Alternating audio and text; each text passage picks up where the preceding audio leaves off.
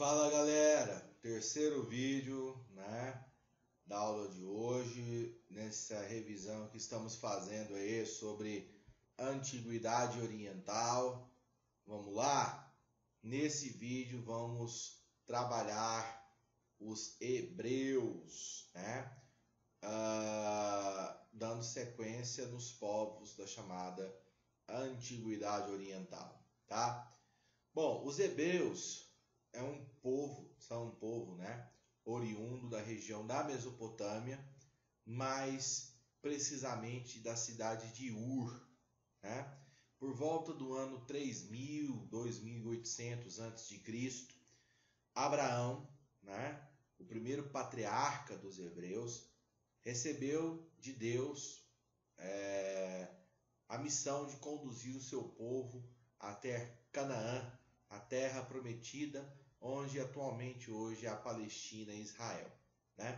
Desde a sua origem, o que marca, o que diferencia o povo hebreu de outros povos da Antiguidade Oriental é o fato de ser um povo monoteísta. O que isso significa?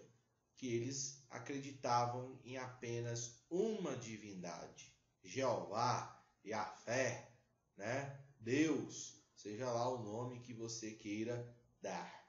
Beleza, turma?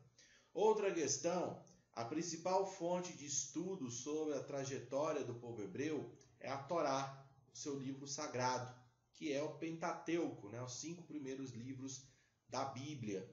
Então, a gente sabe, na verdade, a Torá e o Pentateuco, isso é uma espécie de uma Ilíada hebraica, Conta a história do povo hebreu, mas uma perspectiva também muito rica em elementos míticos, em elementos fantásticos, enfim. Voltando aqui, à questão da origem, da trajetória do povo hebreu. O Abraão inicia a chamada fase do patriarcado, Então, inicialmente, ele conduz o povo hebreu da cidade de Ur, na Mesopotâmia, até Canaã, atualmente onde hoje é a Palestina e o Estado de Israel, e lá as tribos hebraicas vão se formar, sobrevivendo basicamente da agricultura e do pastoreio, da criação de animais às margens do Rio Jordão. Beleza, turma? Por volta de 1700 a.C., uma grave seca atinge aquela região, forçando os hebreus a migrarem para outra região. Nesse mesmo período, o que vai acontecer? O Egito vai ser invadido pelos Hicsos, Então, os hebreus eles migram para o Egito na mesma época em que os Hicsos dominam aquele território. Durante a dominação Hixa, os hebreus permaneceram como mais um povo ali, subjugado pelos Hicsos, sem muito problema. Por volta do ano 1500 a.C., os egípcios retomaram um controle sobre o Egito, expulsaram os Hicsos e escravizaram os hebreus. E aí começa o famoso período do cativeiro do Egito, uma fase que dura aproximadamente 400 anos. Nessa fase, o sonho das lideranças hebraicas é justamente reconduzir o seu povo, voltar para a terra prometida. Aqui eu não vou entrar na questão mítica, religiosa, que tem toda aquela questão que fala que foi um castigo de Deus, não vou entrar nisso aí não.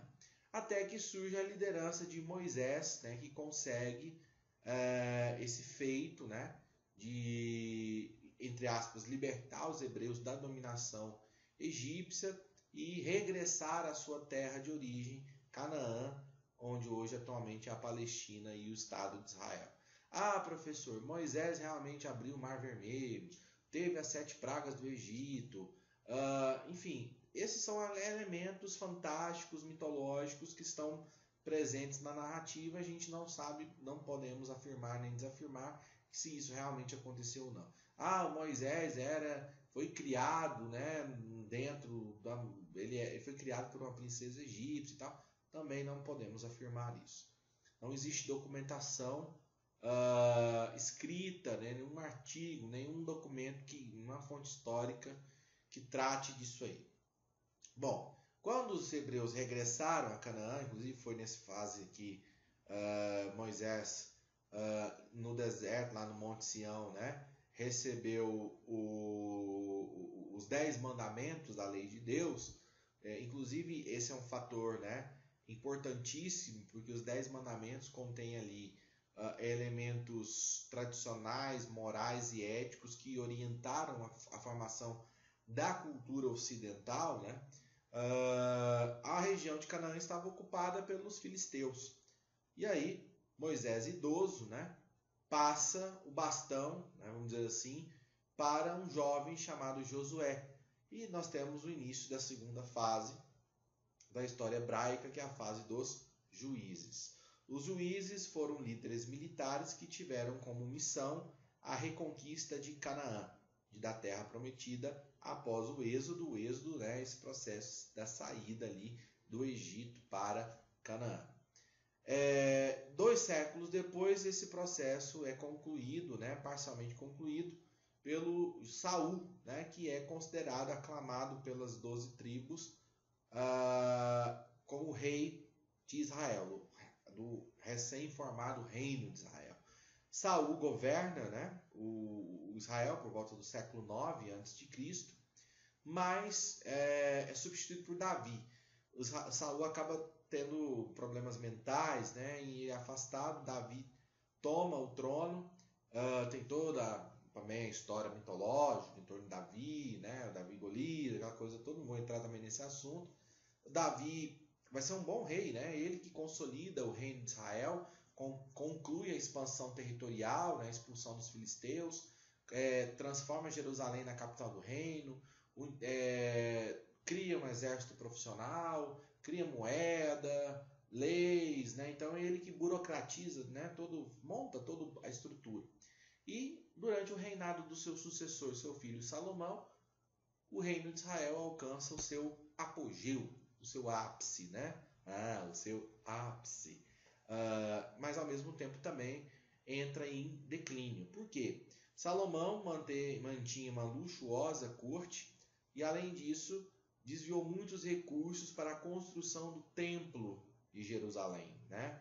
Aquele templo, inclusive o Edir Macedo construiu uma réplica lá em São Paulo e tal, enfim. Teve que aumentar constantemente os impostos, a produção agrícola diminuiu, enfim, teve um monte de problema, o que levou, né, após a sua morte, uma divisão. O reino de Israel foi dividido, 2 tribos em Judá, capital Jerusalém, 10 tribos em Israel, capital Samaria. O reino de Israel foi conquistado e destruído pelos assírios, né? As 10 tribos foram extintas. E aí sobrou o reino de Judá com as 2 tribos remanescentes, que passaram a ser chamados de judeus, né? No século 7, século 6, aquela região foi ocupada pelos babilônicos. A ordem está ao contrário, aqui foi primeiramente os babilônicos, tá? Nabucodonosor captura a Arca da Aliança, né? Leva os judeus para a Babilônia, o cativeiro da Babilônia. Depois a Babilônia é conquistada pela Pérsia, os persas libertam os hebreus, eles voltam para sua terra de origem e passam a viver dentro, né, dos domínios do Império Persa. Depois você tem a dominação romana, tá? A dominação romana marca ali no ano 33 depois de Cristo o surgimento do cristianismo, e no ano 70 nós temos a chamada Grande Diáspora, né? A revolta dos judeus contra a dominação romana, e essa revolta vai ser violentamente combatida pelos romanos. Inclusive os romanos vão ser responsáveis, né, por destruir, né, o templo de Jerusalém e dispersar os judeus no mundo. A partir do ano 70, os judeus passaram a ser um povo sem pátria, né, um povo sem país. Mantiveram ali a sua língua, a sua cultura, a sua tradição, mas não tinham um país para chamar de seu. Só voltaram a ter um país em 1948, quando o Estado de Israel foi recriado na Palestina.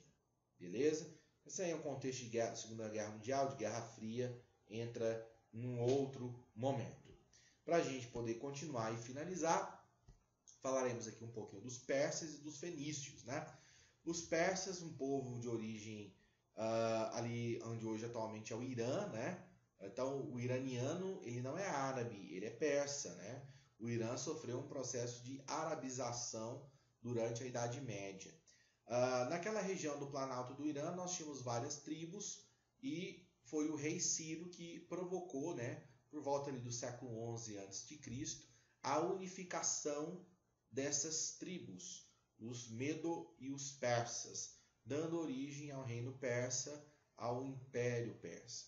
Mas o grande expoente, o período de maior desenvolvimento, de apogeu, o ápice, mais uma vez, o ápice da civilização, foi durante o reinado de Dario, né? O rei Dario comandou uma expansão territorial muito grande, né? Foi nessa época que os persas dominaram vastas extensões territoriais, inclusive chegando à Europa, né? Entrando em conflito com os gregos.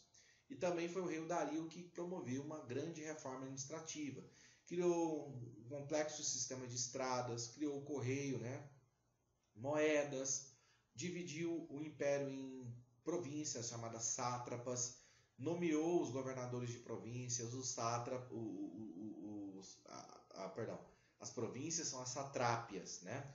E os sátrapas são os governadores de província. Foi durante o seu governo que começou as guerras médicas, as guerras contra os gregos. Dário não conquista a Grécia, é derrotado.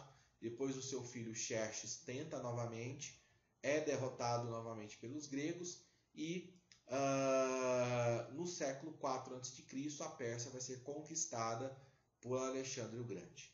Ok? Para a gente poder finalizar, os fenícios. Os fenícios é uma civilização interessante porque eles não montaram um império, né? Eles fundaram várias cidades-estado ali na região do Mediterrâneo, principalmente onde hoje é o Líbano, né? Tiro, Trípoli, Beirute, foram cidades fundadas pelos fenícios. E esse povo, diferentemente dos outros povos do mundo antigo oriental, ele se especializou no comércio e no comércio marítimo, né? Os fenícios eram excelentes, grandes navegadores, desenvolveram, né, técnicas de navegação e cruzavam o Mediterrâneo levando mercadorias de um lado para o outro. Compravam trigo egípcio, vendia o trigo na Grécia por azeite, levava o azeite até o Oriente, trocava por bálsamo e assim por diante, né?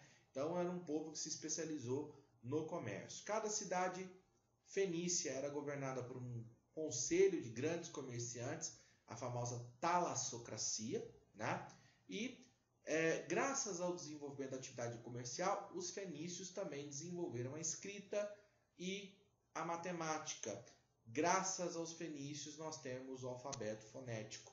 O alfabeto fonético é esse que nós usamos hoje, é uma revolução, né? Com um pouco mais de 2 dezenas aí de símbolos, nós podemos construir infinitas palavras, né? Cada símbolo com um som. A tia lá da alfabetização ensinou vocês A, E, I, O, U, né? B, né? Cada consoante, cada vogal tem um som e a junção de uma consoante com uma vogal forma um fonema. B-A, ba, B-O, bo, né? E por aí vai. Por que eu desenvolver um sistema mais sofisticado e mais simples de escrita? Para facilitar o registro, né, ali da atividade comercial. E também a matemática, né? Desenvolveram bastante, trouxeram, né, introduziram, né, no Ocidente vários princípios matemáticos ali justamente para calcular e facilitar as transações comerciais. Tudo bem, turma? Beleza? Então a gente fez todo esse processo de revisão desse conteúdo, né, de Antiguidade Oriental. A gente finaliza aqui. Espero que não precisemos usar esses vídeos, mas caso precise, aí está aí à disposição de vocês. Até mais. Muito obrigado.